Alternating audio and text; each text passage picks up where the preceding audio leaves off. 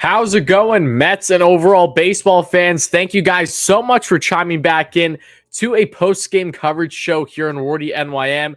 We have a lot to break down tonight. Yes, the Mets did lose 5-3 to the Houston Astros, but there were some positives to take away from this game as the Mets inch closer and closer to opening day before we know it. Plenty to break down, with the key highlight being Cookie Carrasco making his official spring debut tonight. If you look at his stat line, it wasn't all that pretty, but I'm going to break down why us Mets fans shouldn't overly react, in my opinion, to what Cookie did tonight and why things were definitely not in his favor either, especially if you guys weren't watching the game and weren't paying attention to what transpired. Maybe you're just looking at his stats, but a lot of breakdown on Cookie, how he performed tonight, and a lot of breakdown on the Mets offensively along with the bullpen.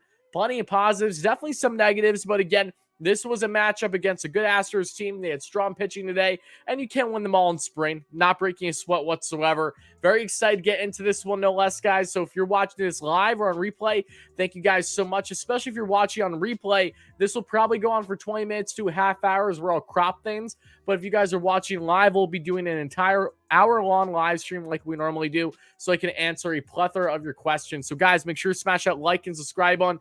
As always, folks, if you are first chiming in, I really do appreciate it. And let's dive right in, folks. Again, I'm going to do a quick roll call to everyone first chiming in the live stream.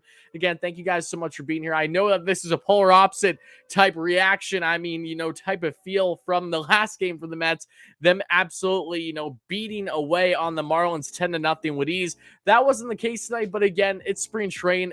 Regardless if you win or lose, I'm not going to get myself worked up about it. There's really only chance for me to be happy, not going to be upset, especially with a game like this. There were still plenty positives. Like I said, we will be deep diving in all. But I see Sprite, great member on the channel. I see Chris, Dolores, Kish, great member on the channel. Jubilee, who's been chiming in, sharing play-by-play all throughout the game. I saw on the live stream that was funny. Shout out to you, Jubilee. Yoshima, great member on the channel. Nelson, David, Jack, Chris, let's see, Martay, Harrison's, Matthew, great member on the channel. Chalk, all you guys, everyone else chiming in, thank you all so much for being here. Do appreciate it. Like I said, I'll be getting all your questions, comments, and concerns as soon as humanly possible, but I really want to break down what exactly happened tonight, folks. So as we know, again, the Mets lose 5-3, but when we look at Cookie Carrasco tonight, again, Cookie's first actual spring debut. As we know, he had surgery this offseason. I believe right around his elbow, something to deal with there. Nothing crazy. He did have one sim game pitching against Mets minor leaguers, and he gave up around 5 runs in, 5 innings at most. Didn't look great, but again, his focus was to strictly work on his command and hit the strike zone, so you shouldn't put much stock in that. What did Cookie do today? That was a massive highlight for the man who struggled plenty last season when he was rushed to the Mets dealing with ailments all season long. It was that he couldn't get out of the first inning, or I should say he did get out of the first inning, but not unscathed. But today he was able to, thanks to a beautiful double play that the Mets were able to get down, set up, and it was great to see. But Cookie, again, 4 innings pitched, 6 hits, 3 earned runs, 1 walk, 3 strikeouts, 46 pitches in this, including also 2 home runs he gave up. But if you're viewing this strictly on the stat line and the stat itself, you're going to think that Cookie Carrasco had an absolutely terrible performance. What I see from Cookie Carrasco from what he did tonight, again, this is not me trying to be a crazy optimist or anything. What I saw was a Cookie that is a number 5 starter for the New York Mets and really did not get any luck whatsoever today. If you guys were watching the game, the wind was blowing like crazy. There were bloop hits not going Cookie's way, and he got bested by 2 of the best hitters in baseball. One of them is one of the better contact hitters in the league, and the other is one of the best home run hitters in the league. He gave up that Michael Brantley home run, but again, Michael Brantley has been an on-base machine throughout his career. He's one of the better hitters in the league. Yordan Alvarez, all he does is hit absolute piss missiles, rocked one off a Cookie. So if you take away those home runs against some of the more elite batters in the league, Cookie had a very strong outing today. I love what I saw with his velo. If you guys will check it out, I'll be deep diving his numbers further.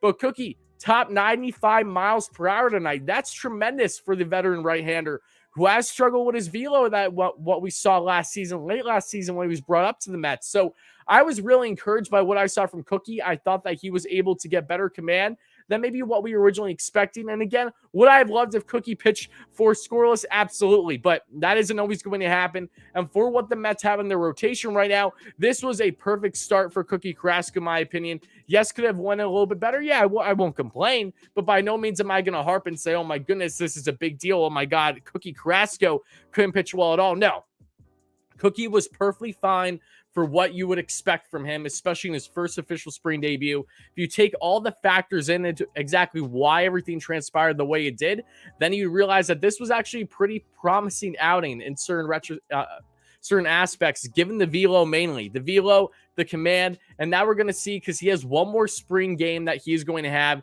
until the actual regular season starts. And as reported by Anthony DiComo, he has been getting ramped up to work, 60-plus pitches, and he should be ready to go to throw 90-plus by time the season begins. So he's fully healthy. He'll be ramped up in time. So again, Cookie's our number 5 starter. If he can even pitch really half of what Cookie has done in the prime of his career, that's a massive X factor for the Mets in this rotation that is arguably the best in baseball as is. At least MLB.com thinks that way, right? We'll be talking about that probably in a video soon, later this week, hopefully. But points is that Cookie, when you looked at how he performed tonight overall, I'm not going to sit here and say, oh my goodness, he's washed, he's this, he's that.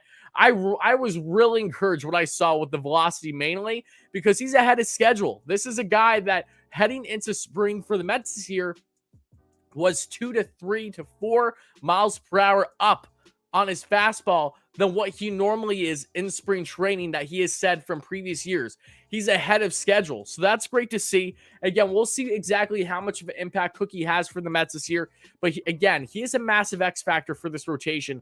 If the Mets can get a Cookie Carrasco to, I don't know, a 4 ERA, a high 3, anything around that range possibly, and that's going to be tremendous for them when you already have Jacob deGrom, Max Scherzer, and Chris Bassett as your 1, 2, 3. And that, of course, isn't including what we're going to see from Taijuan Walker. He pitches tomorrow's spring game. And then along with Tyler McGill, what type of impact he may have as either a bullpen guy, a swing guy, or really trying to crack a spot in that rotation as soon as possible for the Mets. But before I go any further, again, I want to shout out every single one of you guys for being here. I really do appreciate it. Make sure to continue smashing that like and subscribe button if you haven't already. And as I said, I'm going to be answering all your questions, comments, and concerns here in the live stream once I'm done recapping all that transpired tonight. But Mark Brooks, great member on the channel. Hope you're doing well, my friend. Long time no see. Jeff Davis, great member on the channel. And Sandy, great member. Todd, Chris, going down the list further. Let's see here. Matthew, how's it going? Brandon, if I miss any names, I do apologize. Zarice, everybody.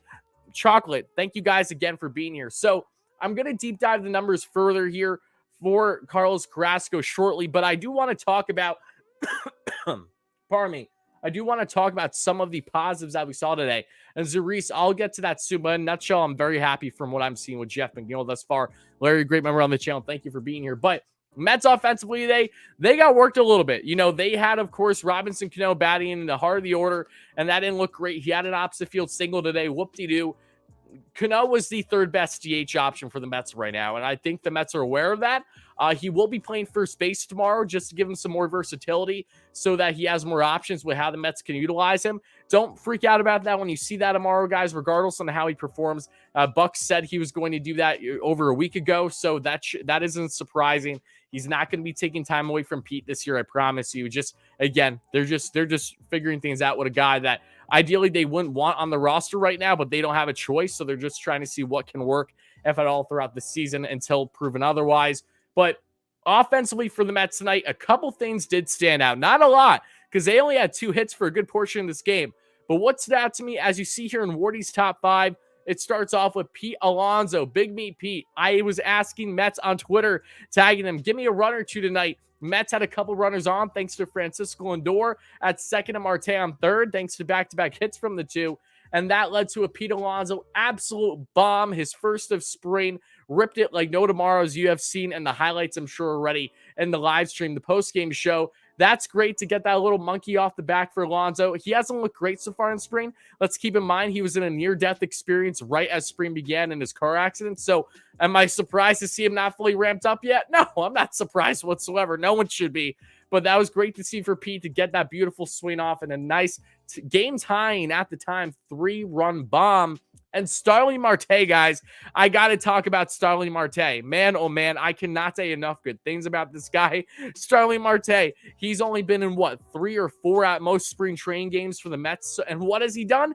He's been an absolute stud. He's hit in every single game so far. He's shown tremendous range with his glove in right field, and he's going to start the season in right field for the Mets. Would I like him at center? Yes, I think the Mets are going to get creative with how they utilize things. They just have Martay in right now, pretty much because of his arm more than anything.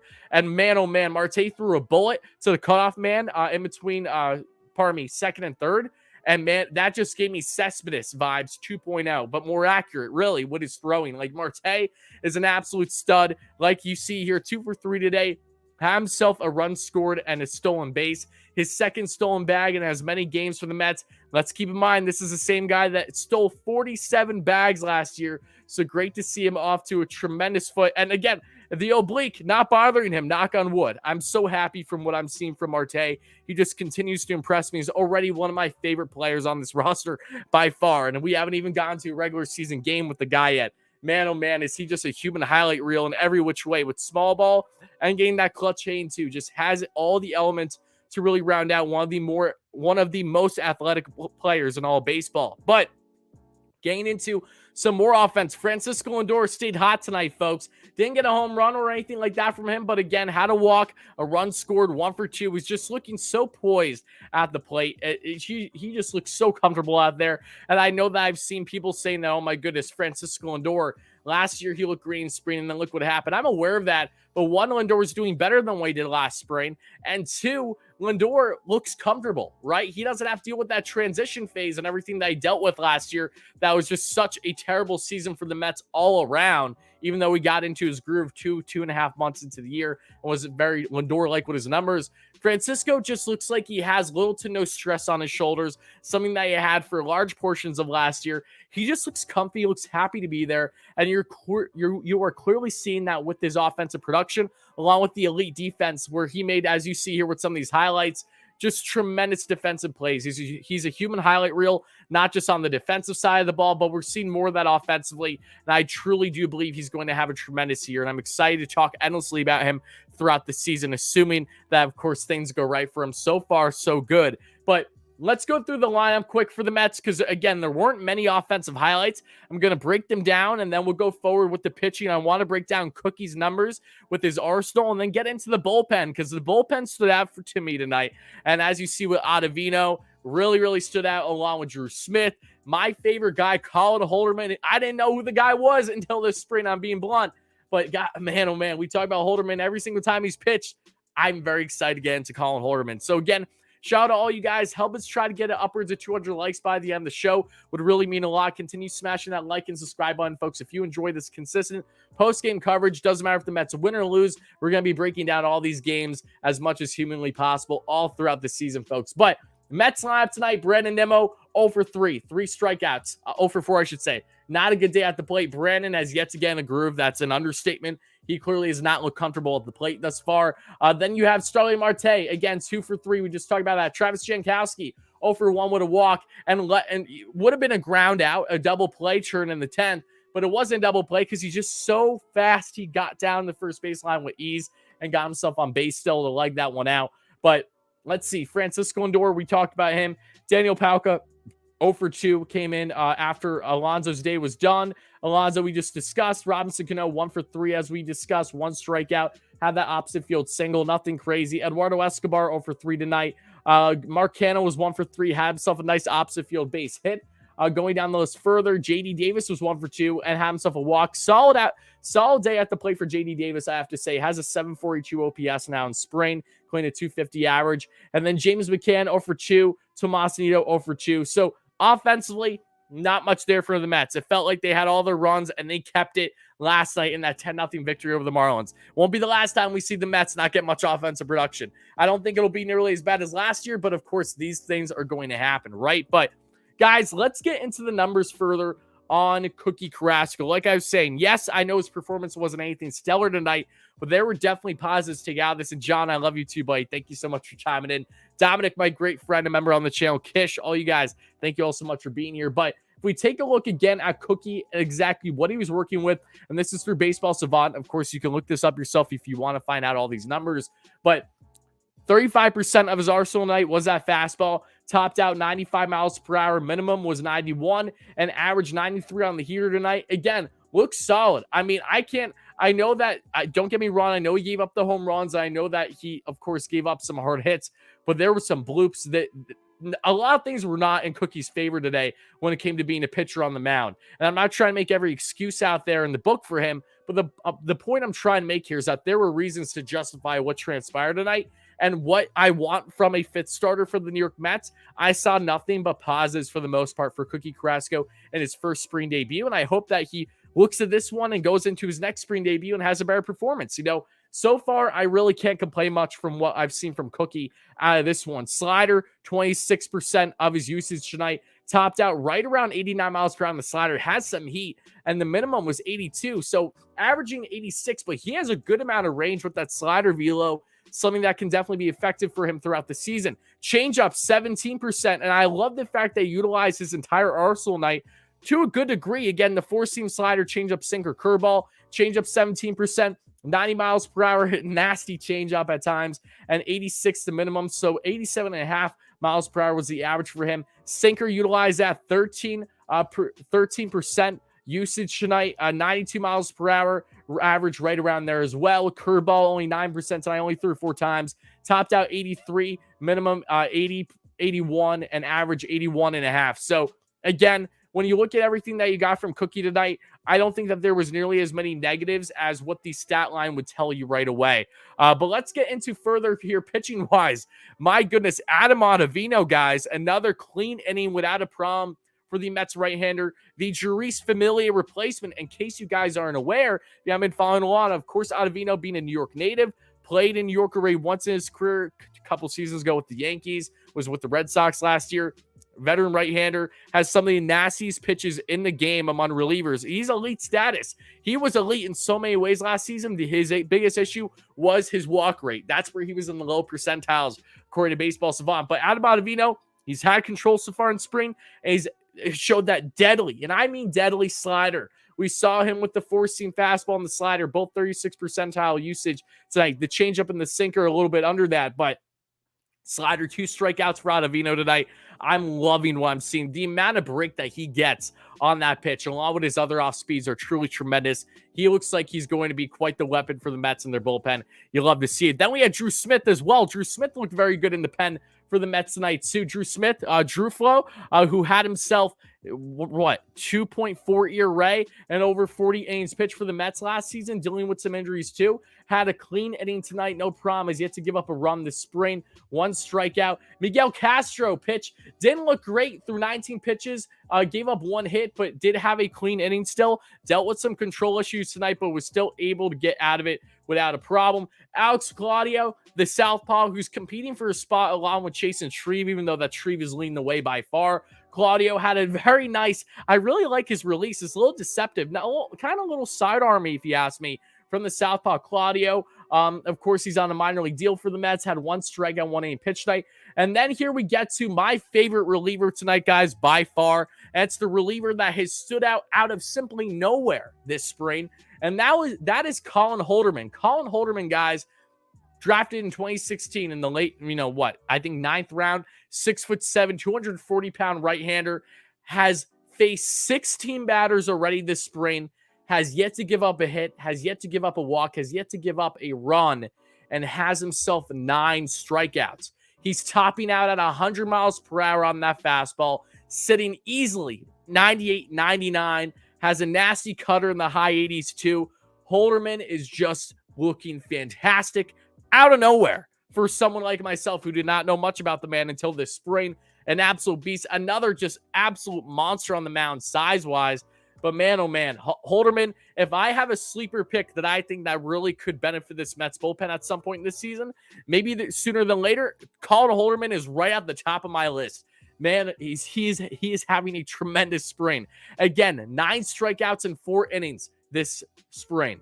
Not like no runs, no hits, no nothing. My goodness. Holderman, 2 strikeouts tonight, and did give up 1 walk. So I was wrong about the walk. I apologize. But just nasty stuff. And then Steven Nagosic in the 10th inning did not have a good inning. Nagosic is trying to crack for a bullpen spot. He's not cracking the bullpen. One aim pitch to give up 2 runs, 2 hits, 1 walk, 2 strikeouts in 28 pitches. That's how the Mets lost in the 10th, because they were debating on just keeping the tie in the 9th. But Buck and Dusty looked at each other. They're like, we'll go 1 more inning. And then regardless of the score, we'll leave it at that. But Astros win in the end.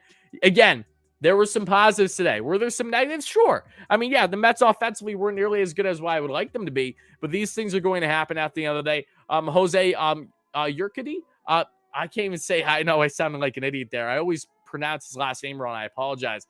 He pitched really well today for the Astros. 3 innings pitched for the starter, 1 strikeout, 1 walk, 2 hits, but no runs given up. Hector Neris carved the Mets up today. I didn't appreciate that. I know that Neris, of course, is spring training, but Neris, who is quite literally has been the Phillies version of Dries Familia in a lot of ways, with his lack of consistency at that closer position for multiple years, who the Mets have always had a great number on. Neris got the upper hand over the Mets tonight, a 1 inning pitch, 2 strikeouts. So again, it is what it is, but Holderman, I'm obsessed with that man. I'm loving what I'm seeing from him in spring thus far. And again, offensively, from what you saw tonight, the biggest standout to me by a good margin, outside of Pete Alonso getting that monkey off his back for a nice game-tying 3-run home run with 2 outs, which is also really important because the Mets have not been doing well in recent years, that we know, with clutch hitting, when it matters most, with guys in scoring position, and also, of course, when you have 2 outs. Mets are getting timely 2-out runs, something that I felt I could count on my hand the amount of times they did that last year. Of course, I'm exaggerating, but that's just how it feels from everything that we saw. What was a piss-poor 2021 season. But Starling Martay, a massive standout tonight, folks. And before we go forward and before I start to answer your questions and all that fun stuff, I would like to mention a former New York Met, because I don't believe he's coming back to the Mets as much as I wouldn't mind him returning. That is Michael Conforto. So for all of us that have been wondering, the Michael Conforto, what is going to happen with Mike? Why is he signed with a team yet? Well, Ken Rosenthal did tweet throughout the Mets game today some news on the Michael Conforto front. I think you guys should find this out if you don't know already. According to Scott Boras, again, it's Scott Boras, the schmuck that he is, the man that he lies through his teeth left and right. It always happens. This is what Scott Boras said today, that free agent outfielder Michael Conforto landed irregularly on his right throwing shoulder, diving for a ball during a workout in January, and want to get back to 100% before resuming contract negotiations with clubs, according to, of course, the agent, that being Scott Boras. He went further on to say that the draft pick compensation has been nearly as much of a factor into negotiations as has getting his shoulder healthy and healed. Negotiations started to pick up over this past week, and we may be finding a landing spot for Conforto sooner rather than later now. But for people wondering, why has there been really nothing on the Conforto front? Well, there's your answer, folks. If this holds true, again, I don't think that there's a lie about Conforto getting hurt, but at the same time, if Conforto, it's taken him this long, landing irregularly on his shoulder from upwards of 3 months ago now, I mean, clearly there's an issue there. That's not a good thing, especially for his swing, his defense. I wish Conforto nothing but the best. I love the man. You guys know how much I've always been a diehard Michael Conforto fan. So wherever he lands, I'm rooting for him 1,000%. But yeah, Michael, for all you guys wondering what the update is on him, why has his market been the way it is? According to Boras, at least, it has been because of his injury. How significant has that injury been? I think it's been fairly significant. And obviously, if you hurt your shoulder, that doesn't just hurt your ability defensively, but it hurts your swing. And who knows if Michael's 100% right now or not. But again, we're going to find out where he lands probably sooner than later. But that definitely seems to be the X factor as to exactly why he hasn't landed with any club yet, as you would expect from Michael Conforto at this point now in the offseason. So we're going to see what happens to him. But again, naturally, when I read that, the first thing that came to me was Scott Boras. Oh, he's just trying to use a sorry excuse as to why Conforto doesn't have a good market. But at the same time, it is irregular for Conforto, even with him having a down year, to have had the type of market that he has had. And it would definitely be justified based on an injury. Now, to what degree is that injury? That's what we don't know, right? And I do think that injury is far more significant than what he's making out to be. It's the same Scott Boras that said that there was no issue, that nothing was shown in medicals with Kumar Rocker when the Mets drafted him. And I'm sorry, I know that the Mets have been such an incompetent organization for literally decades on end, but something that we do know, especially with the Rocker situation, there is no chance in hell if the Mets were going to let Kumar Rocker walk after they felt grateful to land him as he fell in the draft last year. The Mets clearly had justified reasons behind why they did not want to keep him and didn't even want to take the risk. And clearly there was a lack of information that was shown on the health front. So Scott Boras, this isn't his first rodeo when it comes to talking about his the players that he represents, his health, maybe not being the most accurate. So again, to wrap things up on the Conforto front, I don't necessarily know to what degree his injury is, but I'm going to go on a limb and say that it's definitely been to significance, which is exactly why his market has been the way it is to this point. But I do see a donation. Let me address that real quick. Larry, thank you so much for the donation, my friend. When Mets are losing, Ward turns like the Incredible Hulk, like Dr. and tears the shirt off and says, Mets losing. I want Mets to win. I want the Mets to win too. Don't get me wrong. I don't know how I'm looking like Bannon over here with the Incredible Hulk when the Mets are losing. Maybe you're thinking of live streams throughout last season, because I did get aggravated in a lot of live streams if you watch the game live streams. So I'm sure that's what you're alluding to. Thank you so much again for the donation, buddy. I appreciate that. But guys, if you have been watching this on replay, everyone that's right here is not. But if you have, that's where we're going to cut things off for my replay viewers. Stay tuned. We'll be back here again tomorrow night for the next post-game coverage for the Mets in the spring training game. Mets lost tonight, 5-3. And again, thank you so much for watching. Make sure to smash that like and subscribe button if you enjoyed for consistent Mets coverage. If you want to see the entire version like the people watching live right now, just make sure you have those notifications on, subscribe, and that stay up if you need to, especially for later in the day for these type of games when the post game happens, so that way you can get all your questions answered. Again, thank you so much. And of course, let's go Mets.